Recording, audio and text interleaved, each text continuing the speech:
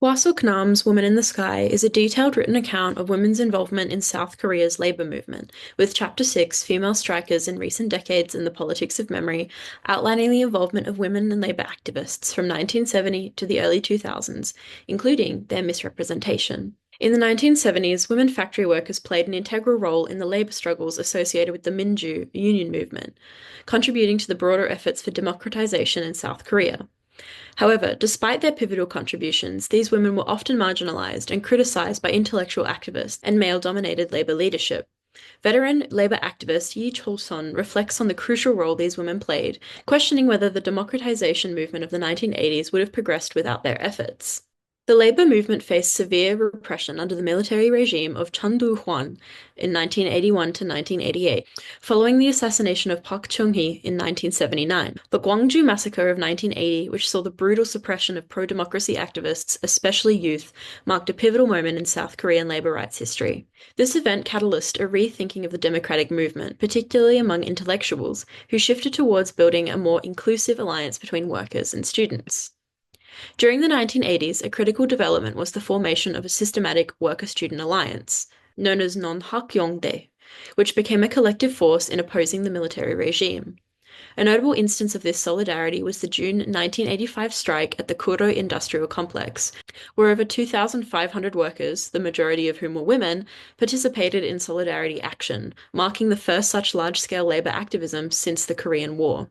The event symbolized the increasing convergence of labor activism across various sectors, especially among female workers, and set the stage for the 1987 Great Workers' Struggle. Despite the central role women played in the labor uprisings of the 1980s, leadership within the Minju union movement began to shift away from women-dominated sectors towards male-dominated heavy and chemical industries. This shift reflected broader trends in the labor movement, where male workers from large conglomerates, or the chaebol, began to dominate leadership positions. However, women continued to be active in their labor struggles, albeit increasingly marginalized in leadership roles. With the neoliberal restructuring of South Korea's economy in the 1990s, labor policies shifted towards precarious and non-standard employee practices, particularly affecting women. Many women found themselves relegated to irregular forms of employment, such as temporary part-time or contract work. Kwon Mi-young, from 1969 to 1991, was a young union activist and senior mechanist who tragically took her own life in December of 1991 after enduring extreme mistreatment in the Busan rubber shoe industry. As part of the Work 30 More Minutes campaign, a local extension of a national initiative aimed at increasing production quotas, Kwong and her primarily female colleagues were subject to psychological and physical abuse. Kwong's diaries, which revealed her deep empathy for the suffering of her fellow workers, offer a glimpse into the emotional toll these harsh conditions took on her. After witnessing the emotional collapse of a young colleague under the weight of similar abuse, Kwon tragically took her own life by jumping from the third-floor veranda of her workplace, leaving behind her final diary entry across her arm. My beloved siblings, she wrote, please do not bury me in the icy land of repression, but bury me in your bosoms.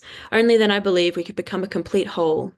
I wanted to live like a human being. Do not repress us anymore. My name is Migyeong, not Konsuni. Kwong's death highlighted the broader struggles of South Korea's rubber shoe industry in the post-1987 era, during which the neoliberal economic reforms intensified labor exploitation. The industry, which had flourished in the 1970s and 1980s, was in sharp decline by the 1990s, shedding tens of thousands of jobs, particularly affecting the predominantly female workforce. The South Korean government's response to the industry's decline via the Shoe Industry Rationalization Plan focused on reducing production capacity, freezing wages, and laying off workers in an attempt to restore competitiveness. However, this strategy was accompanied by a shift towards harsher management tactics, including union busting and the use of violence against activists. Striking workers were often subjected to brutal physical and psychological abuse, and the violent repression was sometimes carried out by both company employees and hired thugs. Despite their foundational role in building militant and resilient labor organizations under harsh conditions, women workers have been largely written out of official labor narratives and remembered, if at all, as secondary to their male counterparts. Yi Chol-sun's reflections, along with oral histories from the former women activists, express a collective grievance over this social disremembering, the systematic forgetting of their contributions to the labor and democratization struggles. In the 1980s, as the labor movement shifted towards socialist ideological frameworks and became dominated by male activists and students, women were criticized for focusing on economic unionism rather than engaging in abstract political goals. This critique dismissed women's real and immediate concerns, wages, job security, and workplace conditions, as ideologically immature despite their shared commitment to collective struggle. Figures like Pak Suni countered these claims, emphasizing that their activism, though less overly theoretical, was deeply solidaristic and often involved immense personal sacrifice. The construction of male-centered labor myths, such as the elevation of Chung Tae-il as the singular symbol of worker resistance, further erased the agency of female unionists. This gendered myth-making not only recast the movement as male-led, but also framed earlier women-led struggles as ideologically deficient. Such narratives supported a view of historical progress from female to male leadership, which aligned with patriarchal norms within leftist circles and discouraged women from challenging this injustice publicly. The persistence of these exclusionary dynamics is evident in the post-1987 labor movement, particularly within the Korean Confederation of Trade Unions, the KCTU, where leadership remains male-dominated, even in unions with a female majority membership. Although women had already borne the brunt of precarious labor since the developmental era, contemporary discussions around these non-standard or irregular workers often center male experiences, ignoring the long-standing feminization of this precarious labor. The structural regulation of women to contingent employment was historically justified through ideologies of disposability tied to gender, with state and corporate actors viewing women as short-term labor resources. Despite this, female-led unions have consistently pushed for recognition and reform, challenging the deeply embedded gender segregation labor market. Kim Jun-suk's trajectory from underpaid, overworked laborer to a legendary union ambassador reflects a core theme that runs throughout the narrative of this chapter and the labor movement in general. Women workers were often not fighting for abstract ideologies but for survival, dignity, and justice. Their priorities, like better working conditions, job security, or access to education, were often dismissed by male leaders as less political, when in fact they were deeply radical in their challenge to entrenched structures of gender and class.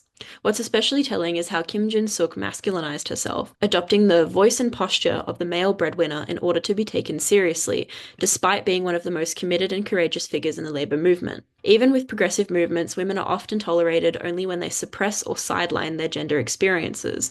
Her exclusion from rehire, unlike her male colleagues, underscores this, the double burden of sexism even within supposedly egalitarian movements. Kim's 2011 Sky protest transformed her from a local legend into global icon, yet the symbolism of her crane sit-in, at once celebrated and sanitized, illustrates the uncomfortable ambivalence surrounding women's presence in the labor movement. She is seen as a hero, but she is rarely recognized as a woman who is a hero.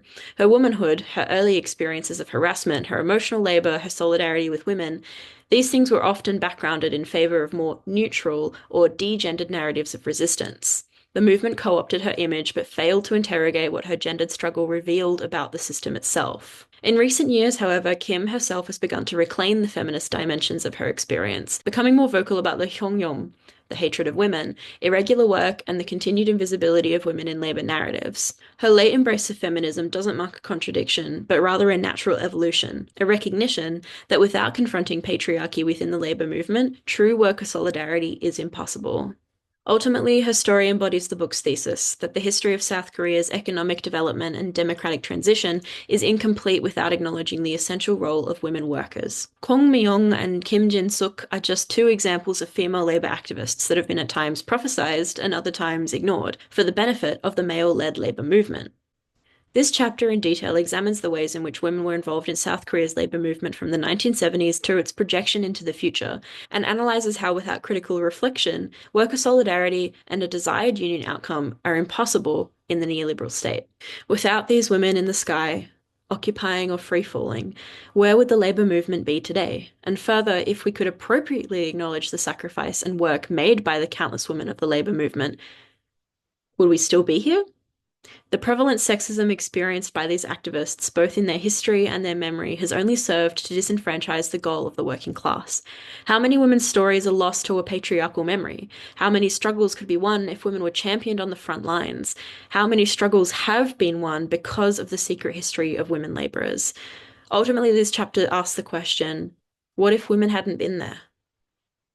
My discussion questions are: Nam uses the image and ideas of sky women throughout her book, with various female activists rising or falling for the sake of their union and peers.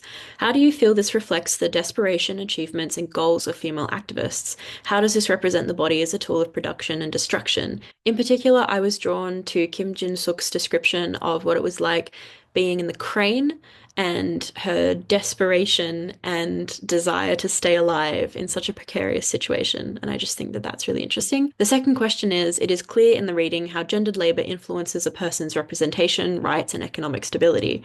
Temporary workers are feminized, with more secure employment masculinized as that of the breadwinner. How do you think the insecure employment has impacted gender labor struggles of Korea and the West? The reason I included the West is because the thing that came to my mind when thinking about this question was how in Australia, the police have had a significant pay rise. It's no longer as expensive to go to the police academy. The government is monetarily endorsing people to enter the police force, which is a very masculine job. On the flip side, we have people in healthcare, especially nurses, which is a very feminized job, who are receiving pay cuts, lack of support, and horrible nurse to patient ratios. And I thought that was just an interesting thought experiment, thinking about how the feminization or the masculinization of labor might influence the ways in which they are sponsored or endorsed by the state or even their unions. Thank you for listening.